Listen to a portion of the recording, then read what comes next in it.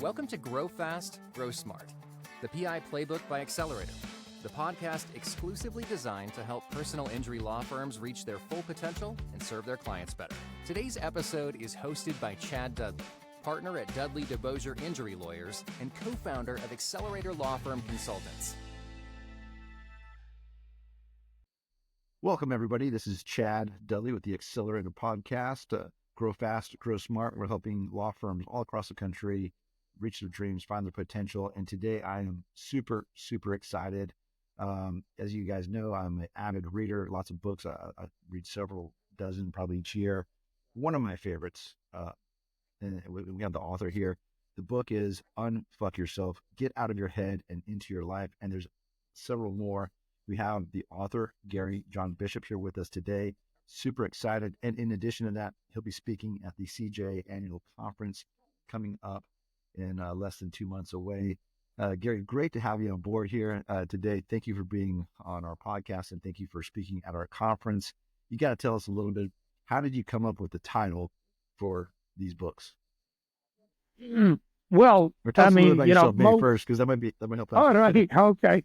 Well, I'm originally from Scotland, but it's been a long time now. So, as I like to say, I've got two accents now. So I'm somewhere between McGregor and Dolly Parton.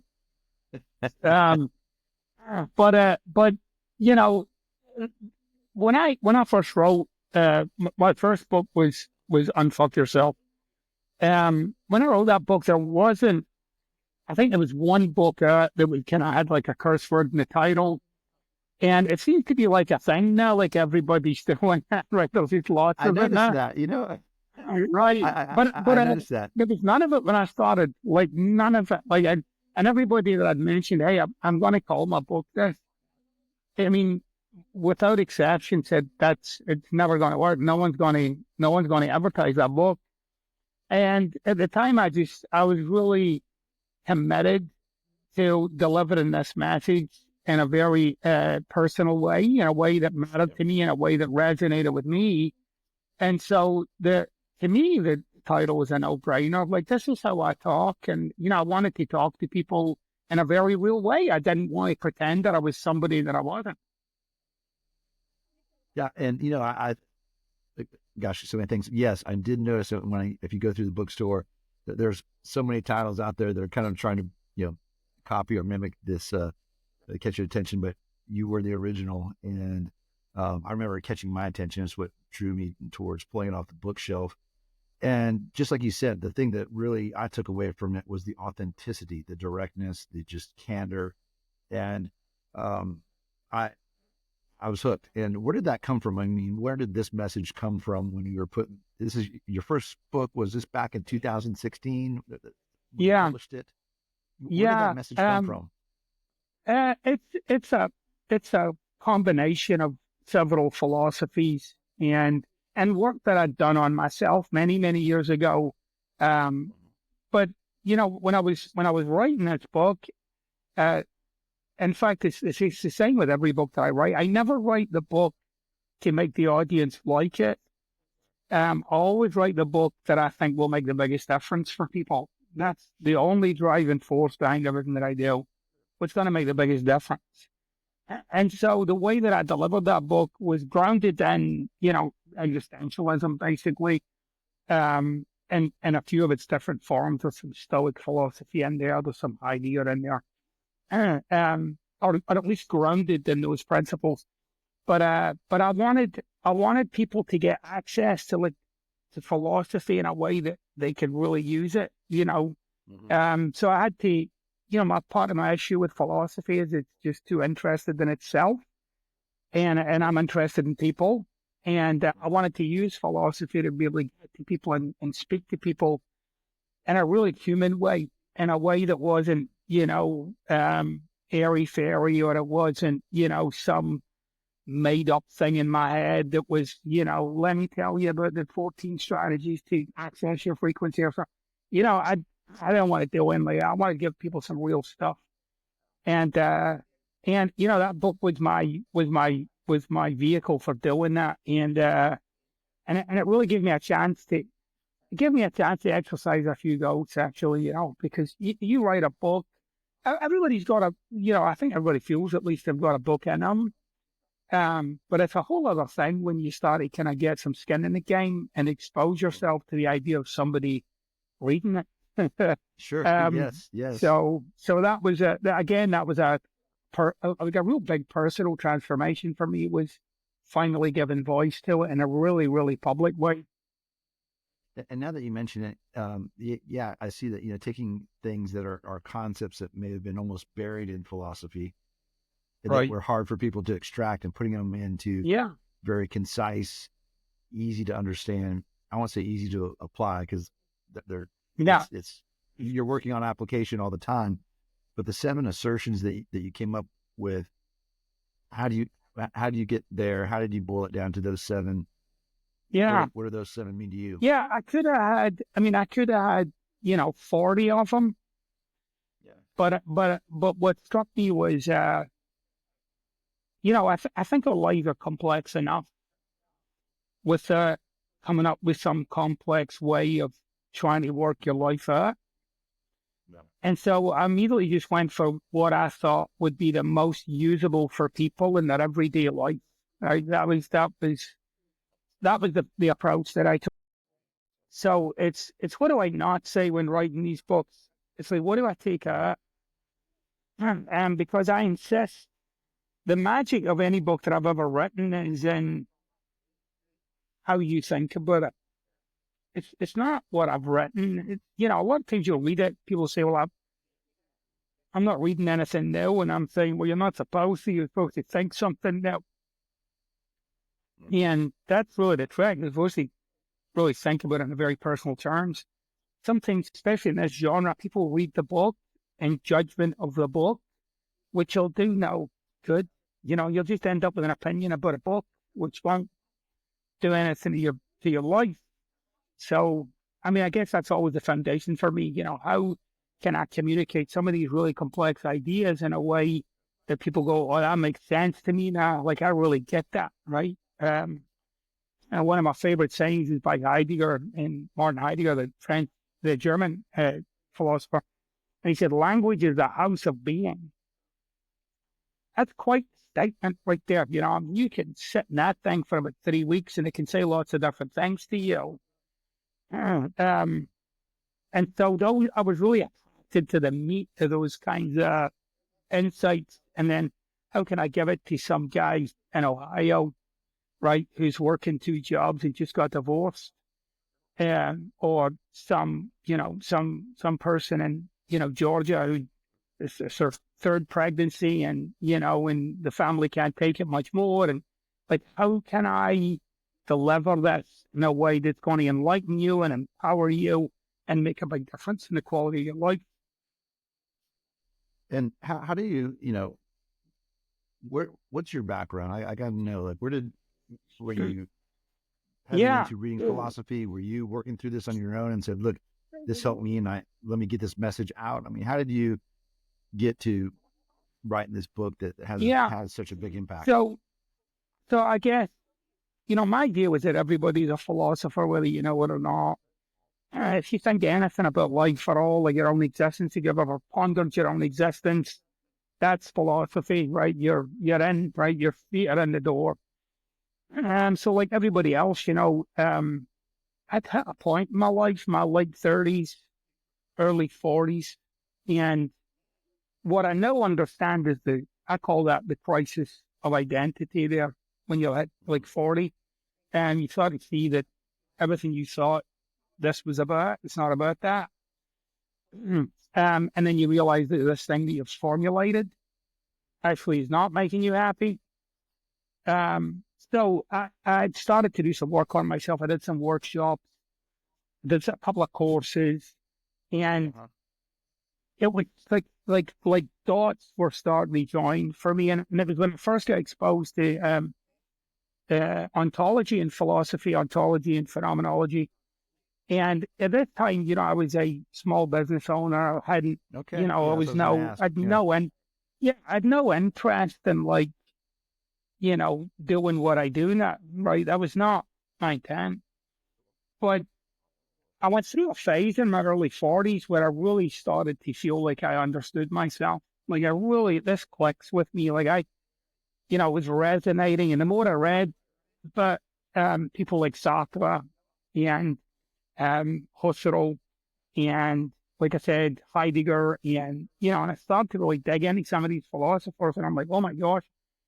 And it was the first time I'd ever really felt like I could work the machinery. So I started delivering workshops and seminars, and I ended up working for one of the world's biggest personal and professional development companies. Traveled all over the world delivering these. But it was their technology. It wasn't. This is before you started writing your books. But like I said, it was their technology. It wasn't anything I'd written. And then I walked away from that career. It was just too invasive in terms of like the time that I got to spend with my family. And I'd been asked a bunch, people had said to me, would you coach me privately? And so I took on a small number of clients, which really quickly got out of hand. I had 30 clients, and they were all 1 hour a week. And, I'm like, this is crazy. This is nuts. And I spent half the time just walking around my house on the phone, Yeah. And then it was actually a person who had hired to do some marketing and branding for me. They said, you should write a book. And I just, the whole idea just horrified me. I'm just like, I'm not writing a book. Like, I am not that guy. And then he said, well, it's really good, in terms of like, your branding and that sort of stuff. And then I said, well, if I'm going to write a book, first of all, I'm doing it the real way. I'm not doing one of these handbooks, that's not really anything. It's just to say you wrote it. There's nothing wrong with doing that, but it just wasn't for me. I wanted to write a real book then. And like I said, like then I had to overcome all my own ideas about what that is, because I'd never written a book. I didn't go to college. I had to really make sure whatever philosophy I was going to talk about, like I really knew what I was talking about. Yeah. So that was a big thing for me. But I think the biggest kind of tool in the toolbox is I've been in the trenches with people, so I don't like I've gone deep into the dirt in thousands and thousands of people's lives. So I wasn't just I had dealt with myself over and over and over to the bone. I knew what made me become what I became, and I transformed that, and I shifted my life into a whole other kind of perspective, and there's an integrity to that. There's a certain like there's a big temptation when you do what I do. You get a lot of offers to do things, lots of them, and for lots and lots of money, but you end up talking about shit that you don't know anything about, and I won't do that. So I'm not doing it. I'll only talk about the work that I've done, that I know that I've done it, and I can stand behind it, and I can talk to, and I've done this. I'll talk to a philosophy professor about it. I'll talk to a neuroscientist about it. I'll talk to a psychologist about it. I did a conference, for a big, massive conference of psychotherapists. I have no background in that whatsoever, but I know my background, and I know what I do, and I know how I do it. And so that's been actually a big, it's been a big foundation for me in terms of, I won't be swayed by, making money or some nonsense. I've had no money and I've had lots of money, and it's still me. So the money's never really been at the front of my mind when it comes to doing this work. I'm interested in people.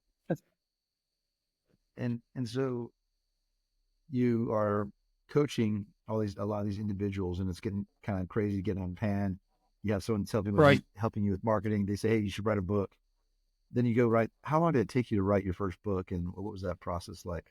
It took me a year, but it took me about 8 months to write 90% of it. Yeah. It took me 4 months to write the final chapter and a half. Yeah. because I didn't want to finish it. And the reason I didn't want to finish it is because I knew I'd have to release it.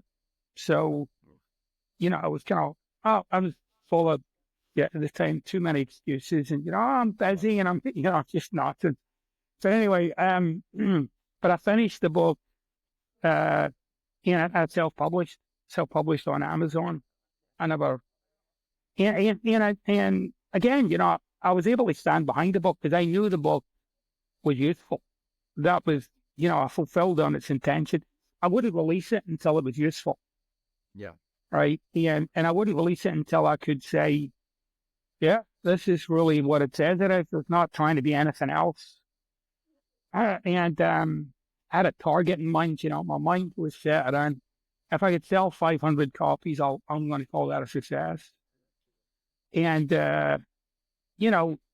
anybody who's ever self-published knows that 500 copies is a crazy success for a self-published book, right? I mean, most self-published books are like 7 copies, 6 of which your mom bought, and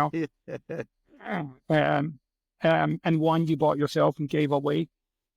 So, it's just really, really, really challenging, And so I released it myself, and I just went online. I'm just going to talk about the book to people. But I never did it in a way to advertise it, because, again, that would have been authentic. So the only reason I went online was to talk people through parts of the book, or maybe read parts of the book and then interact with people to see if I could make a difference with them. Like, that was it. And so it was kind of like, I think it was October or something, 2016, I brought it out. By Christmas, I think I'd sold like 5,000 copies of the book. Crazy. I think by the summer, I'd sold 30,000 copies of the book. And then I got a message from HarperCollins at the time, big, massive publisher. And they said, we'd be interested in picking the book up. And again, at the time, I'm really not that, wrapped up in it. It's all good, but, I've got things to do here, So I Googled who are the top 10 literary agents in the world, right? Let's Google that, right? And somewhere had actually made a list of the top 10 literary agents in the world with the companies and their email addresses. So I just emailed the top 5. Just say, hey, I've written this book. It sold 30,000 copies, and I think HarperCollins would like to pick it up. And one of those agents called me back in under 2 minutes, right? Wow. And these are like the heavy, like these are this, these are the heavy, these are the top, these are vice presidents, people like that. All of them called me within an hour, and they all said they'd like to represent me. So, but one of them said, you should actually spend some time on the phone with everybody you've contacted and interview them and really make sure you're picking the right one. And I said, okay. So I did that. And then the person who gave me that little site eventually was the person that I went with. I went with Jenny Bent at the Bent Agency, and they're, brilliant agency. Yeah. And we put the book out to tender, put it out to like not to tender, but for an auction, basically. Yeah. And I went from self-publishing to within like 8 months, I had 22 offers for it from every major publisher in the world. So all the top ones, they all bid. And then I ended up back at HarperCollins, the people who came in the first time, I ended up with them. And I've been with them ever since. Every book I've ever released of Harper has been my publisher. Gosh, what a fantastic, what an incredible experience to see, things that you've worked through, created, are drawn from your experiences and helping people magnify to almost unimaginable scale. And and millions of copies sold now, right? Is what? Oh yeah. I was the first HarperCollins author to sell 1 million audiobooks. Yeah. So of all the authors they've had, right, and all the time they've had the audiobooks, I was the first one. I got a pair of golden earbuds or something I think they sent me. but yeah, again, yeah, the driving force was never about. I mean, that's not. I mean, the driving force is to write good books, right? Yeah. But it's write good books that are useful. So that's always my aim, is to write useful books. I don't really care whether people are like, oh, this guy's, on point or off point, or he's smart or he's an idiot. I don't care about any of that. I really just care, like, did this make a difference for people? And good, it did. And so you had a background in small business, and then you go down this path where you're helping and coaching people, and then you write this book, and the book comes out. So now, your book, Do the Work, that's almost taking some of these concepts and applying it specifically to the owners of small businesses. Is that where that came from? Do the work was no. I mean, do the work was an opportunity for me to ask people questions. Mm-hmm. More like a that journal, would right? like taking, right. So yeah, it's taking some of the principles, right, of the first book, but it was really an opportunity for me to have people sit and look at the areas of their life that don't work, right? So most human beings can make their life work with a lot of unworkability in it, right? Like a lot of things that don't work, like relationships don't work, or what's going on with their body doesn't work, their finances don't work, or, their past doesn't work, or their, you name it, right? People can make a life work because people are just fantastic at overcoming. People are really, really bad at letting go of anything, right? We're just terrible at it, right? Just we're not taught. We don't know. We don't know the steps. We don't know.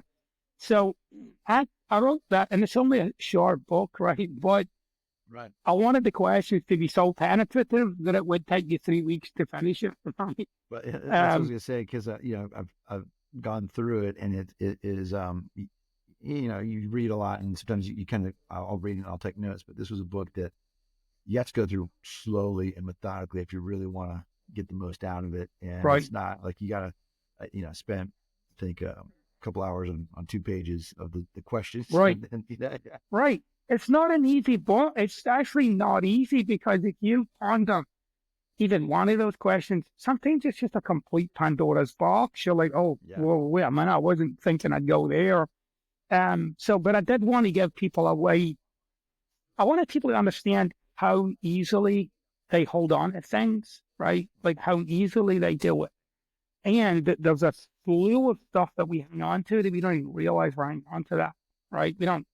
It doesn't seem like I'm hanging on to that, right? Because I'm living my life and I'm doing my thing. But I wanted people to really understand, when you're doing the right kind of work on yourself, more often than not, the stuff that you think you need to work on ain't it. It's something else, right? And it takes some work to find out what that is, right? For sure. The work is in, the real work is in getting yourself to some truth or honesty with yourself. Sure. That's the work. That's the mountain you'll have to climb. And it's a mountain because we have built life around a singular truth when there's a bunch of them. Yeah. And we've never really considered the other one. Sure. And then so when you dig into it, and then the other ones come up, and then you're like, oh, hold on a minute. Yeah, it can be really confronting, very confronting, actually.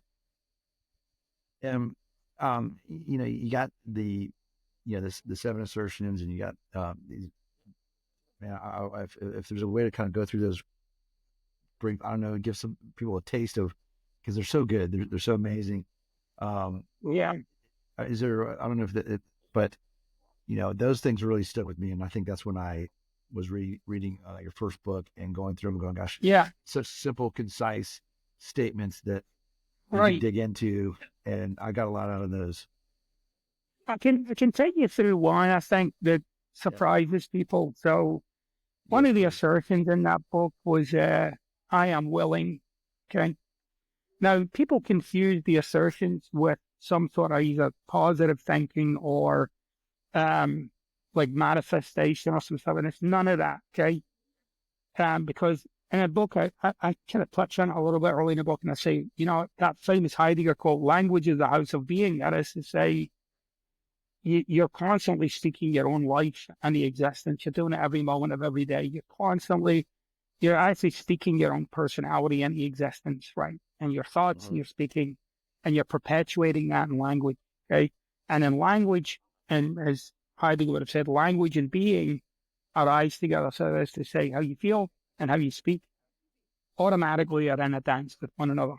And one of the reasons why positive thinking doesn't work for a lot of people is because you might say it, but you don't believe it.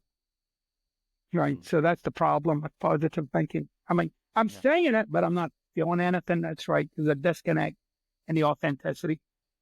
So when you look at the phrase, I am willing, okay, it just seems a pretty simple thing. I am willing. Okay, so I'm willing to get out of my bed at 7 this morning, or I'm willing to finish that workload, or I'm willing to. So it's a practice of something engaged with your life from a space of this thing called willingness, right? But it also includes this thing called unwillingness. And so people think it's just those states, right? But when you engage with life from the perspective of I am willing or unwilling, right? I'm unwilling to do this, right? So if you look at that pile of laundry, you have to confront you're just unwilling to do it. Yeah. Now, what people say is, no, I would do it, but blah, blah, blah, blah, blah, blah, blah. But when you start to deal with it from a space of unwillingness, you realize that it's with you, and it's always been with you. Yes. So when you when you bring this question of willingness and unwillingness to somebody, it actually eliminates circumstance. So it takes circumstances out of the equation, and it really does. It boxes you in and has you deal with this thing called your own willingness to make something happen or not make it happen. And by the way, there's a tremendous freedom in finally acknowledging that you're not doing it. There's just a tremendous, like, I'm not doing it. I'm not open to doing it. And, the common theme that, going through the 7 assertions is a spirit of ownership, spirit of taking control, a spirit of making excuses that seems to be present in a lot of the assertions. Is that fair to say, or is that unfair? I think it's fair. I think it's responsibility, but in a philosophical sense, not from the way that we use responsibility in society. So we use responsibility like fault and blame, right? That's kind of where we go with responsibility. So they say, who's responsible, right? Like, who screwed up? So generally in life, human beings avoid responsibility. So they kind of flower talk their way around, right? Because ultimately, being to blame for something is a disaster for a human being, right? It's just a disaster for multiple reasons. But anyway, if you start to take responsibility, like who I am and where my life is going, I'm responsible, right? Now, what does that mean? It means I'm responsible for what's next now. So I'm either going to sit back here and do nothing, or I'm going to do a little something, or I'm going to do a big something, all of which is like, I'm taking that on for myself. I'm going to take that on for myself. That's just now, I'm taking over the wheel, if you like, to use kind of cliched term. But I'm going to take over the wheel of this thing. And so responsibility then becomes this tremendous freedom, because you start to feel like, what if I was responsible for how I feel, right? What if I was responsible for the ways in which I show up in this life? What if I was responsible for the impact that I have? What if I was the one who brought forth something new in my family or my workplace? What if I'm the one? Like, what if I'm the one? And there's like a magic in that for people, and it's not burdensome at all, which are the kind of old tenets of responsibility. It's like this alarm goes off in your head, and you start to realize, in this life, I could be anybody. I could be absolutely anybody. And it's on me. It doesn't, because I think we've become pretty much addicted to the idea that the life I have is going to determine who I am. Mm-hmm. And I say, no, you determine who you are and then go live it. And that'll work out whatever way that works out, but you'll be true to who you are. And, but again, that goes back to the thing where people say, be yourself. And I say, well, you could never be yourself until you work that out, yeah, like who you actually are. Then you should be yourself, and only then. Now, you impacted so many lives. When people are able to share with you what the book's done for them, or what these concepts have done for them, are there any sort of common themes that you hear over and over again? It's just wild. It's beyond anything I'd ever imagined. I've had emails from a guy in a tiny village in the mountains in Afghanistan. Wow. Right? Sent me this, broken message, on his, whatever he was paying, cell phone, Yeah. And just brought in the best way that he could, just to say, he'd got an Iranian version of the book, which is written in Persian, and he understood it, and he wanted to let me know that, it was changing his life, and I think he was 19 or something. That's powerful. And then I've had, I recently got one from somebody who'd spent over a year in prison and read the books, and, just in their words, felt like they awakened. Yeah. And then when they came out of prison, they hit the wall, but they didn't do anything, but they had to confront the reality of oh, I need to make this life work. And they just went right back to the books. It was like, let me go back to work my way through it. And, I think the big theme that always comes out to me is people finally feel like they're on track. They finally feel like this is going in a way that I'm happy with now. I can big take time. Action. Yeah. Big time. And then, I think the surprising one was when I got a message from a publisher to say the South Korean military had bought thousands of copies for their officer training. So stuff like that's always really cool and curious. And, I think the people in Mongolia are now buying the book, and, some of those stories are always kind of crazy, or the time I went to Poland and, the big giant picture of my head on a billboard was wild. What am I? Yeah. What's going on, Well, that's incredibly cool. One thing I always ask our guests on the podcast is, I find that people that accomplish things or are doing work or, grown over themselves over time have certain habits. You may call them habits. You may call them, I don't know. But yeah.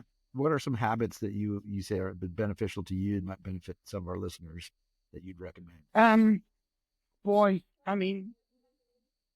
So over the years, I think I've pretty much gotten pretty good at this thing called inquiry. So being in an inquiry, that is when I might read something or hear something, and I can hang with an idea without ever coming to a conclusion about it.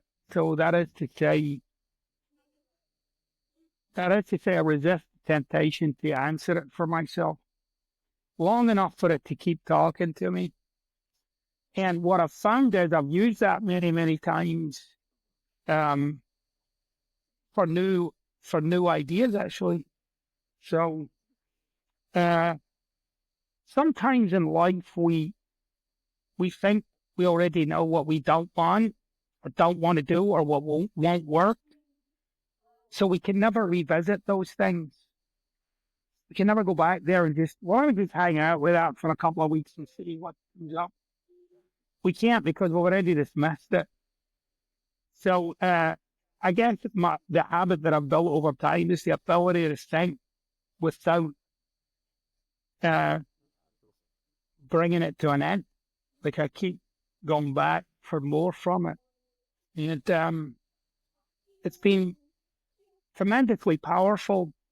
And so that's another reason why when I write books and I give people some of the stuff that I write. I'm not attached Are you to it. saying like to You know? think of a thought and to entertain it, inquire about it, go deeper with it, but without trying to run to a conclusion? Is that what Yeah, you're because your brain wants the answer of it. saying? Yeah. Your brain just wants the answers, to get me to the end, right? so, so sometimes like I might read a particular little thing, or maybe a philosophical book or a chapter or something, or a paragraph, and my brain's like, yep, I agree with that, right? And my brain will just sort of, I agree with that, right? And that's Yeah. one of the most basic, right? And that's one of the most basic things your brain will do, by the way. It's whenever you're reading, the first filter you have to get through is your desire to agree and disagree. Yeah. That's the first thing every time. It's not even is this good, like, do I agree with it, right? And we're drawn to the things that we disagree with, that we agree with. We're drawn to that, which means I already kind of know it. So how am I supposed to learn and know if this is resonating with what I already know, right? So I have to get past the agreeing and the disagreeing. And then the more I think about something, the more it'll start to talk to me. But again, I try and turn it into a thing. I'm always trying to turn it into a thing. This is, I want to take this turn this into a bit of philosophy. I want to turn this into usual. And what I'll tell you, one of the best open-ended questions you can ever ask yourself, right? And you can visit this question as much as you like. And the question is, who am I? Now, you'll try to answer it. But if you just keep going back and asking, and sometimes I don't even think about it even though I've got it in mind, I won't actually think about it for 3 weeks, and then I'll ponder it over a cup of coffee, and then I'll let it go again. Yeah. And then I'll come back to it again later. And then I'll be watching something on social media, and it'll come in mind again. I'll be like, oh, okay, well, I mean, so it's a kind of thinking that allows me to just keep stepping in and keep understanding and keep unfolding and keep developing, not developing myself, which isn't really that fascinating at all, but developing thinking and developing, allowing myself to go into an idea without any attachment to how it turns out. Mm-hmm. Yeah, that's a great. I think there's is there a quote that I think Scott Fitzgerald, or the author, said the sign of a intelligent mind is to be able to hold two opposing ideas at the same time and still be able to function, or something like that. And I think, I don't know if that's quite, but just to not jump to the conclusion. But I like the part you're saying, and you forget about it. Even as attorneys, we go, our brain immediately wants to agree and draw to things it agrees with, and repel away from things you initially disagree with, and it's this built-in bias that we live with and also fight against. Yeah. Well, to be an attorney, you need two things. The best attorneys will have these two things. I don't know a lot about attorneys, but I know a lot about people. So the first thing you're going to need to be analytical. You have to be analytical. Some people get by on charisma, but you have to be analytical. Analytical is a very internalized state. You have to go in, right? But two things about analytical is, one, it's always looking for an answer, and two, it's always looking for a problem, even where there isn't one. Right? Yeah, and if there's not one, I'll just make one up. Like, I'll come up with one, which again, tremendous strength, but doesn't work across the board, and you can't switch that off. No off button for analytical, right? It's analyzing all the time, right? So that's the first thing. And then the other edge that I would assert a lot of successful attorneys would have would being competitive. So being analytical, being competitive, and then anytime you're around somebody who has that as a kind of trait, for say being competitive in any field, doesn't matter the field, there's always the same problem, and the big problem is ethics. Because when you're so driven to compete, you'll bend the rules. The one is the biggest thing of all, right? It's critical. So, again, those would be like, see, people think they chose their career. They didn't. People go into a career where their kind of default ways of being are most successful. That's a So good it's way the to other put it. way That's around. interesting. Yeah, no, that's a Right. great way to put it. I've never thought about it like that, but that is Yeah. fascinating. Yeah. Well, we're really excited to have you come and be our keynote speaker at the 2024 CJ conference. Thank you for being part of this podcast, and thank you for the work that you're doing, making they're making your lives better, and we certainly got a lot out of it, and we're very excited for our audience coming up, and so thank you. And any last words you want to share with our listeners? I really look forward to coming and talk. And one of the things that I want that I think might surprise people, because again, people that are analytical tend to be very kind of logical. But even for logical people, I'm going to show you how much you're driven or you're feeling. Well, fantastic. Well, good. Well, all right. Well, thank you. And that concludes our podcast for today, and we'll wrap it right there. Gary, tink you. Where are you living now? I'm kind of living all over the place. So right now I'm in Spain.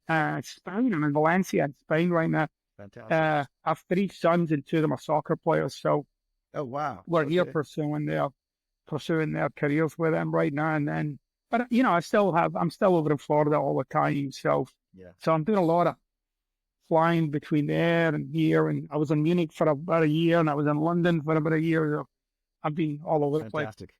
Well, fantastic. Well, thanks again for your time, and looking forward to meeting you in person next month, or I guess Great. In November. Yeah. Awesome, okay. Chad. Thanks so much. Thank you. Bye. Bye. That's all for today's episode of Grow Fast, Grow Smart, the PI Playbook by Accelerative. Be sure to subscribe for more tips and tricks on growing your law firm the smart way.